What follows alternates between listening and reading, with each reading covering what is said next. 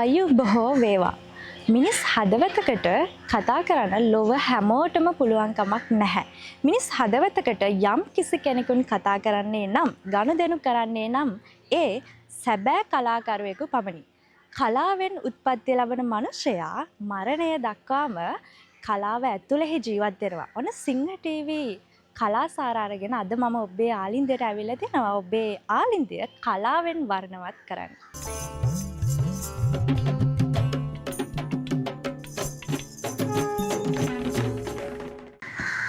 අපේ දේශීය නර්තන කලාව සම්බන්ධයෙන් අද දින කලාසාරා වැඩසටහනට ඇවිල්ලා අපිත් සමග කතා බහට එකතු වෙලා තියෙන්නේ හොරණ ශරදි කලායතන.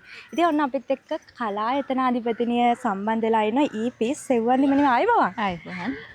මම හැමදාමත් කියනවනේ සබා දහම අපි හරි අපූර්වවට නිර්මාණය කරලා තියෙනවා. ඉතින් ඔන්න බලන්නක හරිම ලස්සන කෙනෙක් ඉන්නවා. කමුල් දෙකේ වලවල් දෙකකුත් තියෙනවා. hina වෙලාම ඉන්නවා. ඒත් එක්ක මේ කලායතනයේ අනිකුත් ළමයි ඉන්නවා. ලස්සන මල් කැකුළු ටිකක් ඉන්නවා. ඉතින් කොහොමද මේ දවස්වල? මුලින්ම ආයිබෝවන් සියලු දෙනාටම. ඉතින් මේ දවස්වල හරි කාර්යබහුල දවසක් තමයි සතියක් තමයි මේ ගෙවෙන්නේ. ඉතින් මගේ අධ්‍යාපන කටයුතු ඊට පස්සේ මගේ තව තියෙනවා මම උපාධියක් කරනවා මේ දවස්වල. ඒ උපාධිය වැඩ කටයුතු, කලායතනයේ වැඩ කටයුතු. ඉතින් මගේ රැකියාවේ විදිහට මම ගුරු වෘත්තිය කරන්නේ. එතකොට රැකියාවේ තියෙනවා ඉතින් ගොඩාක් සෞන්දර්ය ගුරුවරයෙක් වුණාම ගොඩාක් වප්සරියක් තියෙනවානේ. ඉතින් ඒ නිසා ඒ දේවල් එක්ක ඉතින් හරිම කාර්යබහුල කාලයක් තමයි මේ ටිකේ ඉතින් ගත කරන්නේ. දැන් මේ හොරණ ශරදි කලායතනය කියලා කිව්වම නොදන්න කෙනෙක් නැහැ. නේද? කොහොමද දැන් මේක මූලාරම්භය කොහොමද සරිටුවම් වෙන්නේ කලායතනය? ඇත්තටම කලායතනයේ මුල් කාලේ පටන් ගන්නේ මාර්ගගත ක්‍රමයට. ඒ කියන්නේ ඔන්ලයින් ක්‍රමයට තමයි පටන් ගන්නේ 2019 ජූනි මාසේ 12 වෙනිදා තමයි පටන් ගත්තේ. ඉතින් එහෙම පටන් ගත්ත කලායතනය ඇත්තටම ළමයි හරි සුළු ප්‍රමාණයක් හිටියේ. මොකද ඔන්ලයින්. ඒ කියන්නේ ඔන්ලයින් අපි පන්තියක් කරනවයි කියලා කියන්නේ හරි අමාරු නැටුම් වගේ විෂයක. ඒකට හේතුව දැන් ප්‍රායෝගික විෂයක්. එතකොට ඔන්ලයින් හරහා උගන්වනකොට ඒක හරි අමාරු වැඩක්. ඉතින් මුල් කාලේ එහෙම තමයි හිටියේ. ඊට පස්සේ කාලෙක මම පුංචියට තැනක් අපි කියන්නේ මේ භෞතිකව ෆිසිකලි පටන් ගත්තා. ඒ පටන් අරගෙන ඉතින් හිමින් සැරේ තමයි ගොඩ නැගුණේ. මුල පටන් ගත්ත තැනෙන් ඊට පස්සේ ළමයි වැඩි වෙන්නත් එක්ක තව තැනකට මාරු වුණා. ඔහොම මේ වෙනකොට ඉතින් මේක මේ අවුරුද්දේ තමයි අපි දැන් තියෙන කලායතනයේ තියෙන තැනට ආවේ. එතකොට මේ වෙනකොට ඉතින් ටිකක් ලොකු තැනක් අපි අරගෙන තියෙන. ඉතින් මේ ඉන්න පිරිසට නටන්න පුළුවන් වෙනත් ඕනේනේ. ඉතින් දැන් චුට්ටක් ලොකු තැනකට ඇවිල්ලා තියෙනවා. චුට්ට හිමින් සැරේ ඉතින් ගොඩ නැගිලා. එහෙම තමයි ඉතින් හිමින් තමයි අපේ ජීවිතය ඉස්සරහට යන්නේ. ඉතින් අපේ ජීවිතවල හීන ගොඩාක් අපේ තියෙනවනේ. ඉතින් ඔයාලා අපි හැමෝම අපි ආස කරන දේවල් තමයි කරන්නේ නේද? මම හිතන්නේ සෙව්වන්දි මෙනෙවියත් මේ දැන් පොඩි කාලේ ඉඳන්ම ආස කරන්නේ ඉතින් නර්තනයට. කොහොමද ඒ නර්තනයට ආස කරපු තැන කොහොමද පිවිසෙන්නේ නර්තනයට? මම මුලින්ම ඒ කියන්නේ මගේ මොන්ටිසෝරි ඒ කියන්නේ මගේ පෙර පාසලේ ටීචර් තමයි මම නැටුම් වලට දක්ෂයි කියන එක මුලින්ම හඳුනගෙන තියෙන්නේ. ඇත්තටම මේ මිස් කියලා තියෙනවා ඉස්සර කාලේ මේ අපේ අම්මත් එක්කත් මම ওই මුලින්ම ජාතික ගීයටලු නටලා තියෙන කියන මම දන්නේ නැහැ ජාතික ගීයට නටන්න ඕන කියලා. ඒක නටන්න හොඳ නැහැ කියලා. දැනගෙන ඉඳියේ නැහැ. ඉතින් අර මගේ සින්දුවක් යනකොට නටනවනේ අර ඇඟේ තාලෙම තියෙනකොට එහෙම තමයි පටන් අරන් තියෙන්නේ. ඊට පස්සේ පෙර පාසල් ගුරුතුමිය තමයි කියලා තිබුණේ අම්මට මාව මේ නැටුම් පැත්තට යොමු කරන්න කියලා. හැබැයි අපේ එහෙම මම පන්තියකට සහභාගී වෙලා එහෙම ගියේ නෑ. ඒ වුණාට මං හිතන්නේ ඉතින් උපතින් ගෙනාපු හැකියාව තිබිලා තියෙනවා. ඉතින් එහෙම තමයි මම ඊට පස්සේ එක වසරේ ඉඳන් පහ වසර වෙනකන් ශ්‍රී මේධංකර මහා විද්‍යාලයට ගියා. ඉතින් ඒකෙදිත් ගොඩාක් අවස්ථා හම්බුණා. මම ඔය නැටුම් පොඩි තරඟවලට ඊට පස්සේ නාට්‍ය තරඟවලට ගිහිල්ලා තියෙනවා. ඉතින් ඒකෙන් මම එක අවුරුද්දක මට අරන් අවුරුද්දට මතක නැහැ. හොඳම ළමා නිලිය වෙලා තියෙනවා. ඒ ප්‍රාථමික අංශෙදී. ඊට පස්සේ මම ශිෂ්‍යත්වයෙන් පස්සේ තක්ෂිලා මධ්‍ය විද්‍යාලයට යනවා. ඊට පස්සේ A level කරනකම මම ඒකේ ඉන්නේ හොරණ තක්ෂිලා මධ්‍ය විද්‍යාලේ. එතකොට ඒකෙදිත් ඒකෙදි නම් ඇත්තටම ගොඩාක් අවස්ථා හම්බුණා. අපි නෙළුම් පොකුණේ ලොකු උත්සවයක් කරලා තියෙනවා. ඊට පස්සේ අපි පාසලෙත් අපි ගොඩාක් සෞන්දර්යයට බර පාසලක්. ඉතින් නැටුම් වලින් ගොඩාක් දේවල් තරංග ඒ වෙනුවට ගිහින් තියෙනවා. ඉතින් එහෙම තමයි නර්තන ගමන. ඊට පස්සේ A level වලින් උසස් පෙළ මම හැදෑරුවේ නර්තනයෙන්. ඒ හදාරලා මම ඉතින් ඒ තුනක් අරගෙන ශ්‍රී ජයවර්ධනපුර විශ්වවිද්‍යාලයට තමයි මම ගියේ. ඒකෙදිත් නර්තනයේ විශේෂවේදී ගෞරව උපාධියක් තමයි හැදෑරුවේ. ඒකෙත් මම පළමු පෙළ සාමාර්ථයක් සහිතව උපාධිය හිමි කරගත්තා. මම දැන් අහන්න යන්නේ දැන් මෙහෙම දෙයක්. සාමාන්‍යයෙන් දැන් අපි මොනවාන් ශේෂ්ත්‍රයකුණත් 100%ක් අපි පරිපූර්ණ නැහැනේ. එතකොට දැන් ඔබතුමිය වුණත් දැන් සේවදි මිනිමේ වුණත් නර්තන කලාවෙන් 100%ක් දන්නේ නැහැ. අපි ඕනම කෙනෙක් එහෙම තමයි. ඒතර කොහොමද දැන් කලායතන දැන් ඒ වුණාට කලායතනය පවත්වාගෙන යන මනා දැනුම ඔබතුමියට තියෙනවා. කොහොමද ඒක? එතකොට අපේ මගේ කලායතනයේ ඇත්තටම මේ මම කලායතනයේ පටන් ගත්තේ මම විශ්වවිද්‍යාලයේ 3 වෙනි වසරේ ඉන්නකොට. එතකොට දැන් මම ඉස්පාසල් අධ්‍යාපනය ලැබලා උසස් පෙළත් හදාරන නර්තන විෂයෙන්මනේ. ඊට පස්සේ විශ්වවිද්‍යාලයට ගිහලා විශ්වවිද්‍යාලයේ 3 වෙනි වසර කියලා කියන්නේ ටිකක් දැනුමෙන් 100% කියලා කියන්නේ නැහැ. ඒ වුණාට සාමාන්‍ය දුරකට දැනුමක් තියෙනවා. ඉතින් එහෙම කාලෙක තමයි මම ක්ලාස් එක පටන් ගත්තේ. එතකොට මේ වෙනකොට පන්තියේ විෂය නිර්දේශය තමයි මම ගොඩාක් දුරට ඉලක්ක කරන්නේ.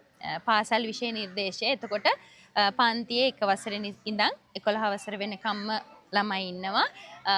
එතකොට මගේ දැන් නැටුම් වල වුණත් ඉස්සරහට දකීවි ගෑල් ළමයි තමයි වැඩි. ඉතින් එහෙම ඒ කියන්නේ ඒකට හේතුවක් නැහැ. ඉතින් විෂය නිර්දේශය 1 ඉඳන් 5 වසර වෙනකන් ළමයින්ට අපි විෂය නිර්දේශයක් නැහැ ඒගොල්ලන්ට. අපි 6 ඉඳන් 11 වෙනකන් යන ළමයින්ට විෂය නිර්දේශය ආවරණය කරනවා ප්‍රායෝගිකයි සිද්ධාන්ත කොටස් දෙකම. ඉතින් මම කියන්නේ නැහැ මම 100% දැනුමින් නර්තන විෂය ගැන දැනුමින් පරිපූර්ණ කෙනෙක් කියලා මම කියන්නේ නැහැ.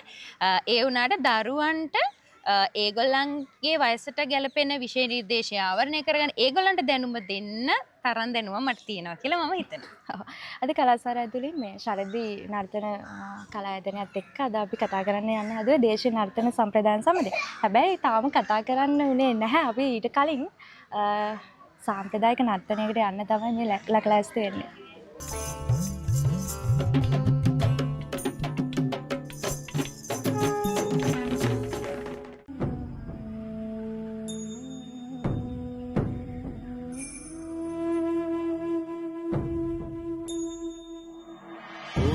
තාරානා පුන පුන විමසා රජිනා කොතන සොයා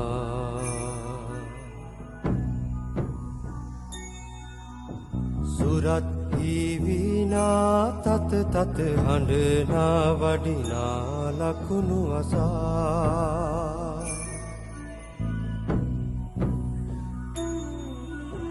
වයන අසුරි දැස පියා කයටි සප්ත සරසු සරා සුරන් සකුන් ශංඛ වයා පවති දසත අමදහරා පුනත්තාරානා පුනතාරා පුනහ සරෝසත බ්‍රහ්මා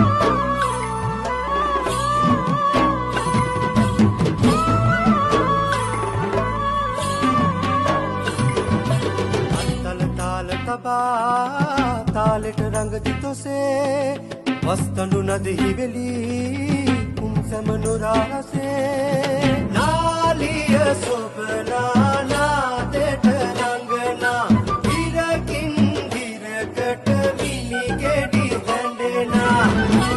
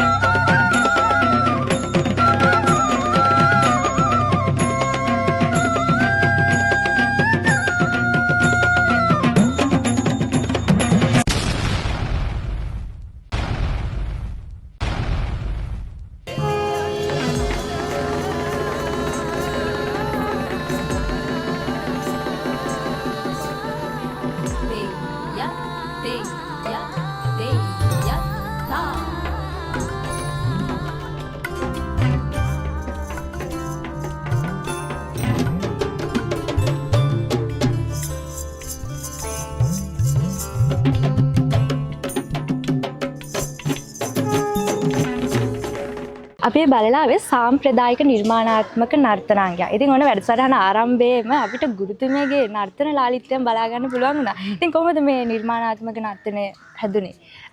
ඇත්තටම අපි ගොඩක් පන්තියේදී ඒ කියන්නේ විෂය නිර්දේශය ආවරණය කරනවා. ඒකට අමතරව මේ ළමයි හරි ආසයි ඒ වගේ සම්ප්‍රදායත් එක්ක ඒ වගේම නිර්මාණාත්මක පැත්තෙන් තියෙන අපි කියන්නේ ට්‍රැක් වලට ගොඩක් මේගොල්ලෝ හරිම ආසයි එම නටන්න. එතකොට මම දකින විදිහට ඒ වගේ සම්ප්‍රදායත් එක්ක ওই නිර්මාණාත්මක පැත්ත ආවම අර ළමයින්ගේ තියෙන අර සැඟවුණු දක්ෂතා කියලා අපි කියන්නේ අන්න ඒවා හුඟක් වර්ධනය වෙනවා. ඒ කියන්නේ යාළගේ හැඩතල හැදෙනවා. දැන් අපි ගොඩසරඹ පාසරඹ වන්නම් වගේ දේවල් අර නටනකොට එනික ඒකාකාරී බවක් තියෙනනේ. මේවා එහෙම නෑ, ලස්සන මියුසික් තියෙනවා, බෙර තියෙනවා. එමුණාම මේගොල්ලෝ හරි ආසයි එහෙම නටන. එතකොට අපි නිකන් පන්තියේදී ගොඩ වෙලාවට පන්තියේ දැන් අවසාන කොටසේදී ඔය වගේ සින්දුවක් දාලා ඉතින් චූටි ෂෝට් වීඩියෝ එකක් වගේ ඒවා එහෙම කරනවා මේකල ඉතින් ආස නිසා. ඉතින් එහෙම කරලා දැන් මේ අපි මේ වැඩසටහනට එන නිසා ඉතින් මෙයාලගේ මගේ දෙගොල්ලෝගේ අපි ඉතින් ලස්සන ට්‍රැක් බල ඉන්නකොට ඉතින් මට අවශ්‍යතාවය තිබුණා මගේ ලොකු දරුවෝ ටික තමයි මෙයාලා. එතකොට ලොකු දරුවෝ ටික සහ මගේ හැඩතල වලට ගොඩාක්ම හැඩ ගැහිලා ඉන්නේ මෙයාලා. ඉතින් ඒ නිසා මට අවශ්‍යතාවය තිබුණා මෙයාලගේ තියෙන ඒ දක්ෂතාවය ඉතින් පෙන්වන්න. ඒ නිසා තමයි අපි සම්ප්‍රදායත් එක්කම නිර්මාණාත්මක කියන කොටස ඒ දෙක. ඒ කියන්නේ මේ නර්තනයේ අපි උඩරට පහතරට කියන සම්ප්‍රදායන් දෙක තමයි යොදාගත්තේ. ඊට අමතරව නිර්මාණාත්මක මාත්‍රා යොදාගත්තා. ඉතින් ඒ මාත්‍රා ඒ හැමදේම යොදාගත්තේ මෙයාලගේ තියෙන දක්ෂතාවය පෙන්වන්න. ඉතින් එහෙම තමයි. දැන් මම මෙහෙම ප්‍රශ්න ගියා මොකද්ද සාම්ප්‍රදායික නර්තනාංගයක් කියලා කියන්නේ නර්තනය? ඔව්. දැන් සාම්ප්‍රදායික නර්තනයක් කියලා කියන්නේ අපේ දේශීය නර්තන සම්ප්‍රදායන් තුනක් තියෙනවා. උඩරට පහතරට සබරගමු කියලා. ඉතින් මේ උඩරට පහතරට සබරගමු කියන සම්ප්‍රදායන් තුනේ තියෙන මාත්‍රා අංග චලන අපිට කියන්න පුළුවන් ඒවයි තියෙන මූලික අංගහාර ඇතුව කරන නර්තනාංගයක් අපි සාම්ප්‍රදායික නර්තනාංගයක් කියලා හඳුනනවා. හැබැයි සමහර වෙලාවට අපි ශාන්ති කර්මවල තියෙන සාම්ප්‍රදායික අංග තියෙනවා. ඒවා ගොඩ වෙලා යනවා. සමහර ඒවා තියෙනවා. සමහර නර්තනාංග තියෙනවා. අද රෑ පටන් ගත්තාම හෙට උදේ තමයි ඉවරනේ. එච්චර දීර්ඝ වෙලාවක් නටන. ඉතින් ඒ වගේ දෙයක් අපිට පොඩි වෙලාවකට පෙන්වන්න නම් අපිට අර සියලුම කොටස් නටන්න අමාරුයිනේ. එතකොට නර්තන ශිල්පීන් නිර්මාණකරුවන් මේ වෙද්දී ඒ දිග සංකීර්ණව තියෙන නර්තනාංග කෙටි කළේ ඒවේ අවශ්‍යම දේවල් අරගෙන කෙටි කළා නිර්මාණාත්මකව නිර්මාණය කරන වේදිකාවට ගැලපෙන විදිහට. එතකොට අර ඒකේ තියෙන ඒක සම්ප්‍රදායට හානියක් වෙන්නේ නැහැ. ඒ වුණාට අර දිග නර්තනාංගය කෙටි කරලා වේදිකාවට අරගෙන තියෙනවා. ඉතින් ඒව තමයි සාම්ප්‍රදායික නර්තන විදිහට වර්තමාන වේදිකාව යන්නේ. ඒ නැතුව අපි අතිශය සාම්ප්‍රදායික නර්තන දකින්න පුළුවන්. ඉතින් ශාන්ති කර්මවල තමයි වර්තමානයේදී. සාම්ප්‍රදායික නර්තනය ගැන ඔන්න ඔහොම කතා කරද්දී ඔබ මයුරාව අන්නමකට රැගෙන යන්න තමයි අපි මේ ලක්ලෑස්ති වන්නේ.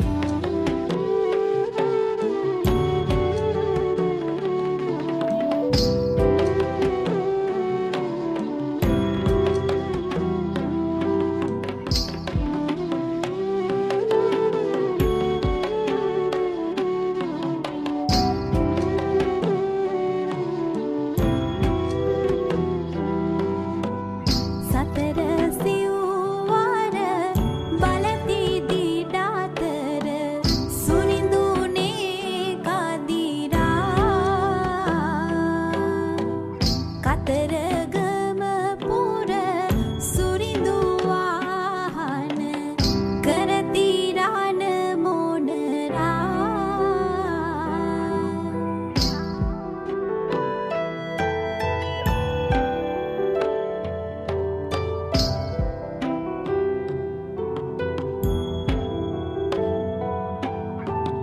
පතල තේද ගම්භීර සාතට සෙත වේල ආවිය දරා නොහැර ඉසිවර යෙදුව මේ මයුර වර්ණ කළ මයුරා තනෙන තාන තාන තනෙන තාන තාන තනෙන තාන තානා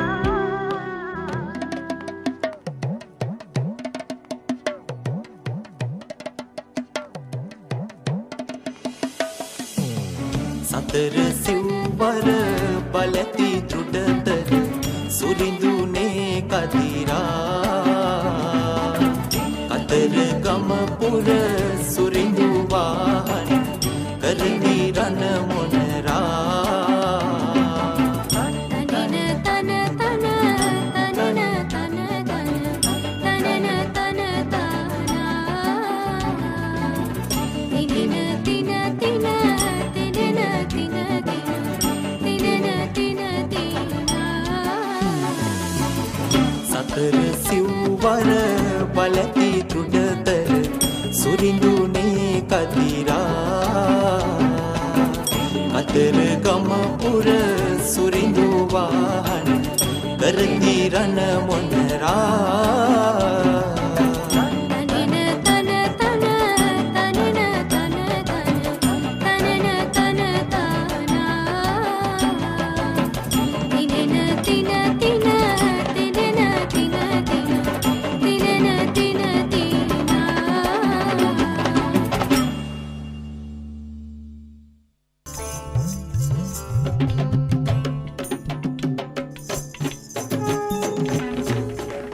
ඔන්න අද ශරදි කලායතනයෙන් මයුරා වන්නම් ඉදිරිපත් කරපු පුංචි මොනලු පැටව ටික ඉන්නවා අපිත් එක්ක. ඉතින් කොහොමද ටීචර් මෙයාලගේ මේ නැටුම හැදුනේ කොහොමද? ඔව් මෙයාලට මේ අපි ඉතින් පන්තියේදී මේගොල්ලන්ට විෂය නිර්දේශයක් කරන්නේ නැහැ. මෙයාලට අපි ගොඩාක් නිර්මාණාත්මක නර්තන තමයි කරන්නේ. එතකොට සාම්ප්‍රදායික ඒවා නොකරනවා නෙමෙයි අපි ගොඩ සරඹ ඒ වගේ දේවල් කරනවා. ඊට අමතරව අපි මෙයාලට නිර්මාණාත්මක නර්තනාංග තමයි කරන්නේ. එතකොට මට අවශ්‍යතාවය තිබුණා මෙයාලට මේ අපි පන්තියේදී කරන ඊටාම සරල ළමා ගීතවලට නැතුව චුට්ටක් අපි කියන්නේ එතනින් ටිකක් එහාට ගිහිල්ලා මෙතන ඉන්නේ මේ නර්තනයේදී දකින්න ඇති ගොඩක් පුංචි අය. ඇත්තටම මෙතන වැඩිමල්ම බබාලා ඉන්නේ 3 වසරේ. එතකොට මොන්ටිසෝරි 1 2 3 වසර වල ළමයි තමයි බබාලා තමයි ඉන්නේ. එතකොට මෙයාලට පුළුවන් ඇත්තටම අර ලොකු අය තරමටම බැරි වුණත් මෙයාලට මේ සාම්ප්‍රදායික මාත්‍රාවලින් මේගොල්ලන්ට සාමාන්‍යයෙන් පුළුවන් තලයක් තියෙනවා. ඉතින් මට හිතුණා ඒ දේ ඉස්මතු වෙන්න මෙයාලටත් සාම්ප්‍රදායික නර්තනයක්ම කළා නම් හොඳයි කියලා. ඊට පස්සේ තමයි ඉතින් මම බැලුවේ මොකද්ද ඉතින් මේකට මෙයාලගේ සම්ප්‍රදායිකත්වය පේන්නත් ඕන සහ මෙයාලට කරන්න පුළුවන් වෙන්නත් ඕනනේ. ඉතින් එහෙම හිතලා බලනකොට මේ නර්තනය මයුරා නර්තනය හොඳයි කියලා හිතුණා. ඊට පස්සේ ඉතින් අපි පුංචියට දැන් මෙයාලට මුලින්ම මේ පිළිබඳව පැහැදිලි කරලා දීලා මේ කවුද කා ගැනද මේකෙන් කියන්නේ. එතකොට අපි හැම වෙලේම අත මෙහෙම අරගෙන නටන්නේ නැහැ. අපි මේ මොනරෙක් මෙයා එතකොට අපි තටු තියාගෙන ඉන්න ඕනේ. ඉතින් අර පුංචි කෙනෙක්ට අමාරුයි ගොඩ වෙලා එහෙම ඉන්න. ඒ වුණාට ඉතින් පුරුදු කරලා ගොඩක් මහන්සි වෙලා ඉතින් මේ තලයට ගෙනාවා. එහෙම තමයි මේ නර්තනය ඉතින් නිර්මාණය වුණේ. සාමාන්‍යයෙන් වන්නම් නිර්මාණය කරනකොට ගොඩාක් වෙලාවට මේ සතුන් නිරූපණය කරමින් කරන්නේ. එතකොට මම හිතන්නේ මේ දැන් මයුරා වන්නම කියලා කියන්නේ හරිම විචිත්‍රවත් නර්තන වන්නමක්. ඒ කියන්නේ වන්නම් මයුරා වන්නම. වන්නම ගත්තා. ඉතින් සමන්ද මේ නෙවෙයි දැන් මේ මයුරා වන්නමේ තිත් ප්‍රභේද ගැන අපි කතා කරමු. ඔව්. අපි දැන් දේශීය තාල පද්ධතියේ තියෙනවා තනි තිත, දෙතිත, තුන් තිත, සිව් තිත, පස් තිත කියලා ඔහොම තිත් ගණනාවක්. එතකොට මයුරා වන්නම තුන් තිත් ගණයට තමයි වැටෙන්නේ. දෙසුළු මැදුම් තුන් තිතට තමයි මයුරා වන්නම අපි ගායනය සහ නර්තනය කරන්නේ. මම දැන් මේව කිව්වොත් පොඩි පද පේලි කොටස අපිට ගායනා කරන්න පුළුවන්ද? හරි. සතර සිව්වර බලති දිඩතර සුරිඳුනේ කදිරා කතරගම පුර සුරිඳු වාහන කරති රණ මොනරා. හරිම ලස්සනයි. ඔයා වගේම ලස්සනයි. වගේ කටහඬක්. ඉතින් අපි කියමු මේ කොහොමද මයුරා වන්නම නිර්මාණය වන්නේ? ඔව් මයුරා වන්නමින් දැන් ගොඩක් දෙනා දන්නේ මොනරෙක් ගැන කියනවා කියලානේ. මයුරා කියන්නේ මොනරටනේ. එතකොට මේකෙදි කියන්නේ ඇත්තටම කතරගම දෙවියන්ගේ වාහනේ වෙච්ච මොනරා ගැන. එතකොට ඒකේ තියෙනවා කතරගම පුර සුරිඳු වාහන කරති රණ මොනරා කියලා. එතකොට අර කතරගම දෙවියන්ගේ වාහනේ වෙච්ච මොනරා ගැන තමයි මේ වන්නමින් ගායනා කරලා සහ නර්තනය කරලා ඉතින් පෙන්නන. අනේ ඉතින් කතා කරන්න බොහොමයක් දේවල් තියෙනවා. ඊට මත්තෙන් ඔබ සාම්ප්‍රදායික නර්තනාංගයෙන් ඔබට ගිහිලා වෙනත් නර්තනාංගයකට ඔබ යොමු කරන් තමයි මේ සූදානම.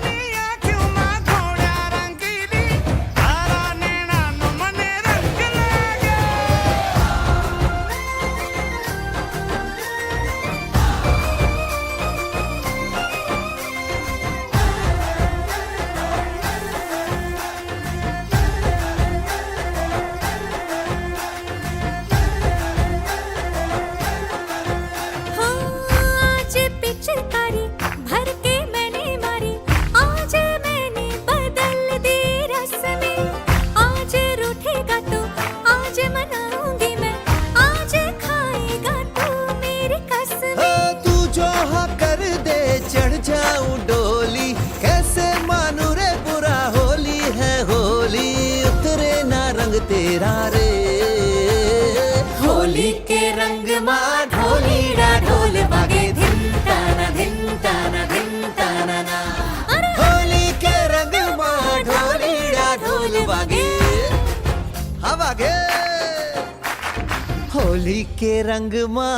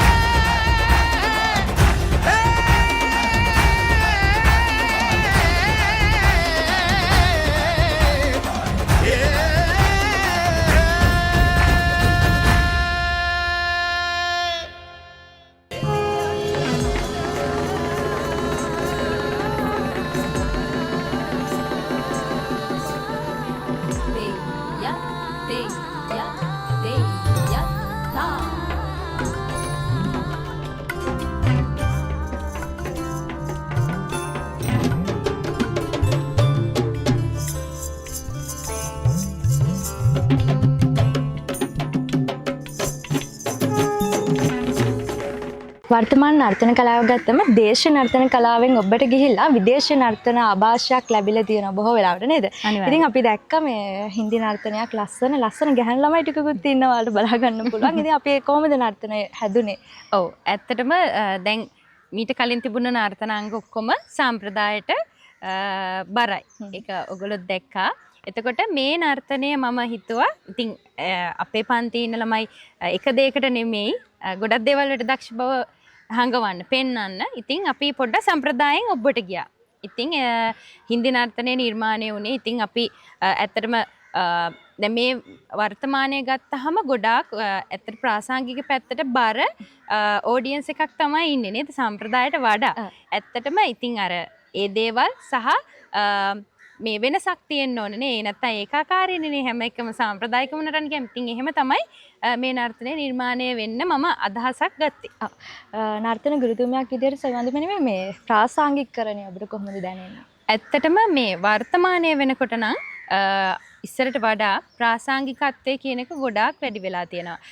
මේ වෙනකොට ගොඩාක් රියැලිටි වැඩසටහන් අපේ ලංකාවේ බිහි වෙලා තියෙනවා. ඒවා හැම දෙයකින්ම ප්‍රාසංගිකත්වය තමයි ඉදිරියට ඉතින් ගෙනල්ලා පෙන්වන්නේ. එතකොට මේ ප්‍රාසංගිකත්වයත් එක්ක අර දේශීයත්වයේ තියෙන හොඳ දේවල් ඒ කියන්නේ අපේ සම්ප්‍රදාය ආරක්ෂා කරගෙන ඒකටත් ප්‍රාසංගිකත්වයේ මුසු කරාම මම හිතනවා ගොඩාක් හොඳ නිර්මාණ අපේ නිර්මාණකරුවන්ට බිහි කරන්න පුළුවන් කියලා මම දකින විදිහට නර්තන ගුරුතුමියක් විදිහට ප්‍රාසංගිකත්වයේ කියන එක නැටුමක තිබිය යුතුමයි.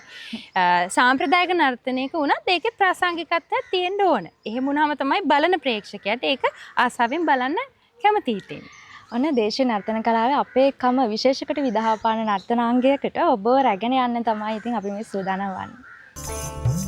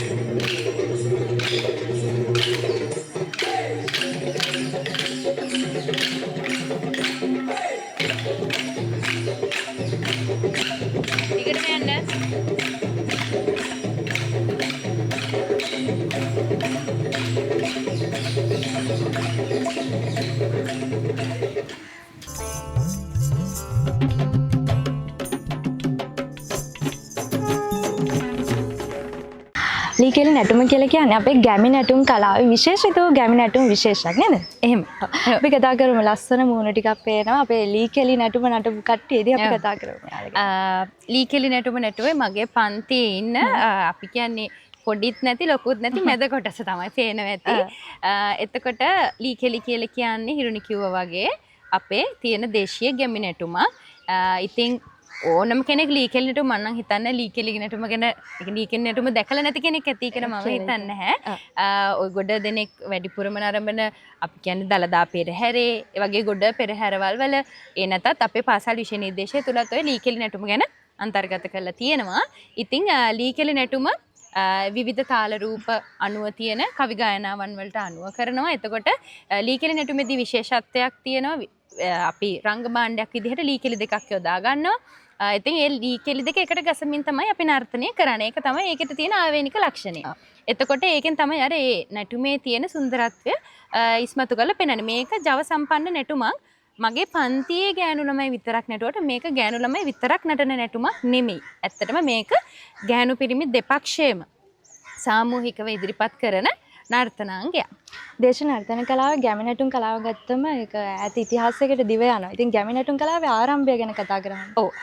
ගැමි නැටුම් කලාව මීට ඇත්තටම ගොඩ කාලයකට කලින් ඔය ඇත්තටම ගැමි නැටුම් කියන්නේ ගැමියා විසින් එයාලගේ තියෙන අර විනෝදාස්වාගේ දේ. ඒ කියන්නේ එයාලා ඉස්සර කාලේ ඔය ගොවිතැන් බත් කරේ හේන්